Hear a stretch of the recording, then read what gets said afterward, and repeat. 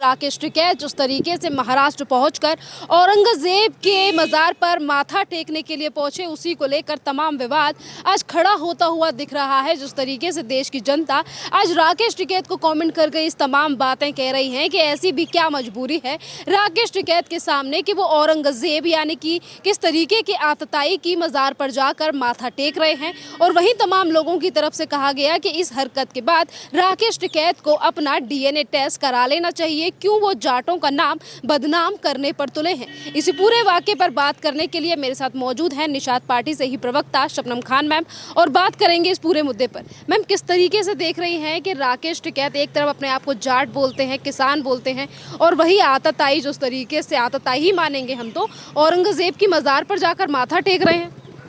जब औरंगजेब के समर्थक हैं तो औरंगजेब की इस मज़ार पर ही जाकर तो माथा टेकेंगे। आप क्या सोच रही थी कि अयोध्या जाके जय श्री राम बोलेंगे? उधर नहीं है उनका ध्यान। उनका ध्यान ही है, एक्चुअली उनको चला ही वो लोग रहे हैं। तो जो लोग आपको फंडिंग करते हैं, जो लोग आपको चलाते हैं, जो लोग आपसे राजनीति करवाते हैं, आप वहीं का गुणगान गाते हैं। तो राकेश टिकैत भाई साहब की पोल तो बहुत दिन पहले खुल गई थी, आपने देखा भी था, हम भी उनको सचेत भी कर आए थे।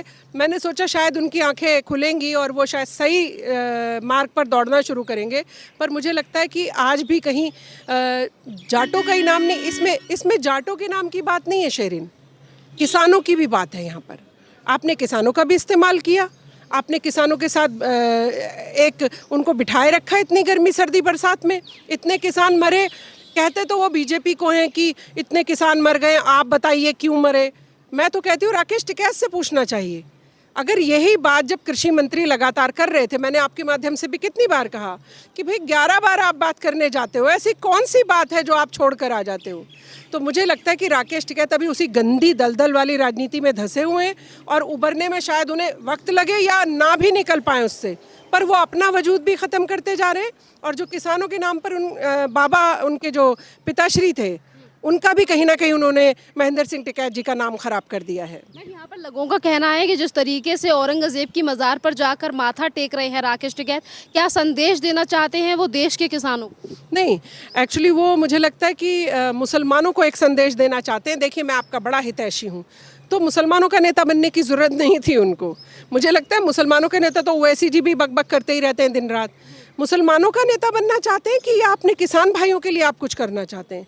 अगर आप किसान भाइयों के लिए करना चाहते थे तो आपको किसी और के पास जाकर सीखने की ज़रूरत नहीं थी। आप अपने महेंद्र सिंह टिकैत पिताजी से ही सीख सकते थे। उन्होंने कभी ऐसी गंदी राजनीति नहीं करी, उन्होंने हमेशा किसानों की बात कही। अब ये अपने निजी लालच और स्वार्थ में फंसकर, निजी लालच है ये इनका, बस ना इनका किसानों से लेना है राकेश टिकैत का कुछ, ना इनका किसी मुसलमान से लेना देना है कुछ। भारतीय जनता पार्टी से जलन है इन्हें श्री नरेंद्र मोदी जी से जलन है। हर वो व्यक्ति नरेंद्र मोदी जी से जलता है जिन की दुकानें बंद हुई हैं शेरिंग। भ्रष्टाचार को बढ़ावा नहीं देते नरेंद्र मोदी जी, तो जो जितने भ्रष्टाचारी हैं उनके पेटों में ना जमाल घोटा जैसे पी लेते हैं, ऐसे गुड़गुड़ कर रहे हैं उनके पेट। मैं सही बता रही हूँ आपको, बाकी और कोई दिक्कत नहीं है इनको। आप सोच रही हो कि किसानों की इनको हित की चिंता थी या मुसलमानों के हित की चिंता थी। किसानों के लिए माननीय प्रधानमंत्री जी ने 1 सेकंड भी नहीं लगाया, तीनों कृषि कानून वापस ले लिए। इनकी दुकान तो उसी टाइम बंद हो गई थी। अब ये ज़बरदस्ती टटोलते घूम रहे हैं कि अगर राजनीति के लिए कोई और जगह मिल जाए या मुसलमानों पे बड़ा अत्याचार हो रहा है कहकर शायद हम बड़े महान नेता बन जाए। ऐसा कुछ होने वाला नहीं है। मुसलमान भी धीरे धीरे समझ रहा है और मुसलमान भी देश की मुख्य धारा से जुड़ना चाहता है। और इस तरीके के नेता जो मुसलमानों का इस्तेमाल करते आ रहे हैं बहुत सालों से, मुझे लगता है आने वाले भविष्य में मुसलमान ही उन्हें बाहर का रास्ता दिखाएंगे। जैसा कि अभी आपने कहा कि वो जाटों और किसानों को नहीं बल्कि मुसलमानों को इम्प्रेस करना चाहते हैं। आप भी एक मुस्लिम है, पर जिस तरीके से राकेश टिकैत औरंगजेब की मजार पर जाकर माथा टेक रहे हैं, क्या हमारे देश का मुसलमान इतना? औरंगजेब की मजार पर क्यों जाएंगे भाई? इतने बड़े वली औलिया इनके मज़ार हैं। अगर वहाँ पे कोई दुआ मांगने जाता है या श्रद्धा पूर्वक जाता है या किसी को सम्मान देने के लिए जाता है, हम भी मंदिर में जाते हैं, हम भी गुरुद्वारे में जाते हैं, उसमें कोई दिक्कत नहीं है। औरंगजेब कौन से बड़े महान वो वली या औलिया थे जिनके पास आप पहुँच गए? आप सिर्फ देखिए, ये थे जो हमारे देश पर आए, आक्रांता थे जिन्होंने हमारे देश पर आकर, अब आप कहते हैं कि जी क्या हमारे मंदिरों पे कब्जा नहीं किया उन्होंने? ये कोई झूठ थोड़ी है। इसको इतिहास को आप अपने मन से चाहे कुछ भी बताना चाहें, पर झुटलाया नहीं जा सकता है। अब ये औरंगजेब की मज़ार पे इनका क्या कॉन्सेप्ट है मुझे नहीं समझ आ रहा।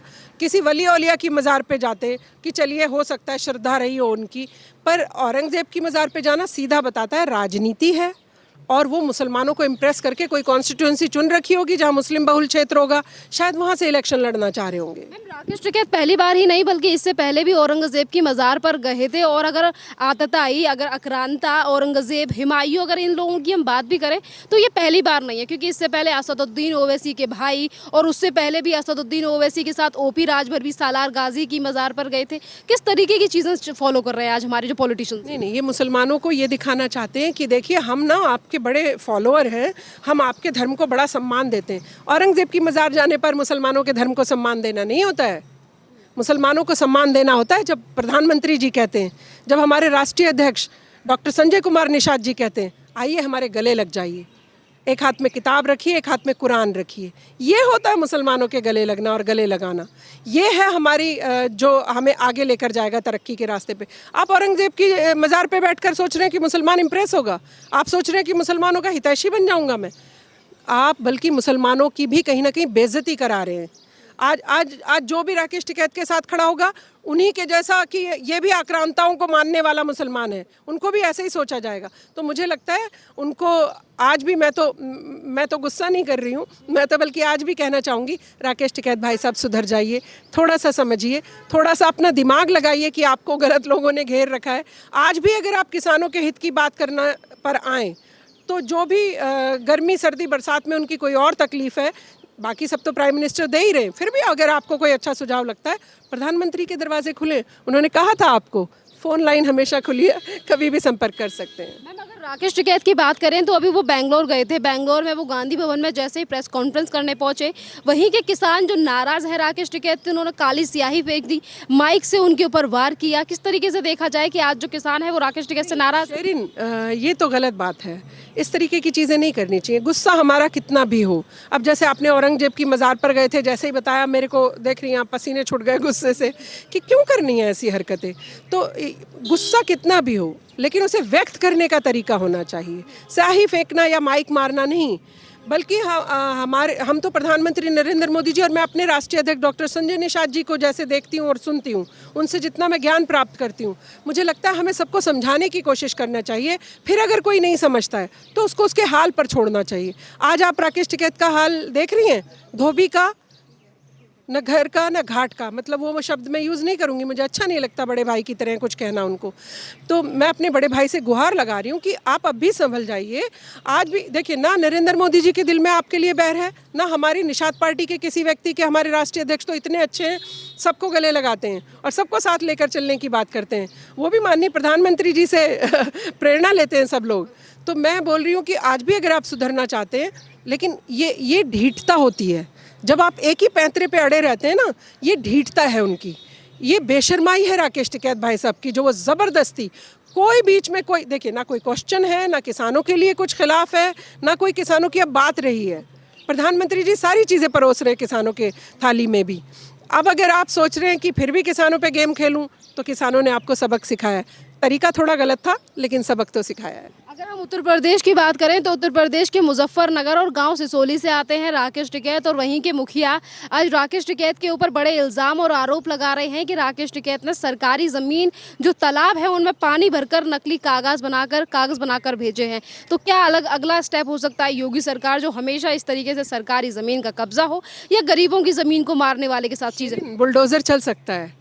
और तालाब तो आपको पता है कि हमारे डॉक्टर निषाद मत्स्य विभाग के मंत्री हैं, तो तालाब की तो चेकिंग हो जाएगी कि तालाब कहाँ से लिया, कैसे लिया, आपका कब्ज़ा है कि नहीं। और वो जो गरीबों तक पहुंच सकता था शायद उस तालाब से बहुत कुछ, जैसा हमारे माननीय मंत्री जी आज देखिए 60% महिलाओं को, अगर महिलाएं कोई तालाब बनाना चाहती हैं, अपना मत्स्य पालन करना चाहती हैं, 60% सरकार देगी, 40% आप अपना छोटा सा पॉन्ड भी, हमारे राष्ट्रीय अध्यक्ष जी डॉक्टर संजय निषाद कहते हैं, छोटा सा तालाब बनाइए, उसमें मछली पालन करिए, हम सुविधाएं आपको मुहैया कराएंगे। तो माननीय योगी जी और हमारे माननीय राष्ट्रीय अध्यक्ष डॉक्टर संजय निषाद जी के प्रयासों से आज इतना अच्छा सब चल रहा है। जनता जागरूक हुई है अपने कामों के लिए, और लड़कियों को खासकर हम लोग कितना प्रोत्साहित कर रहे हैं, आर्थिक रूप से संपन्न करने की तरफ लेके जा रहे हैं।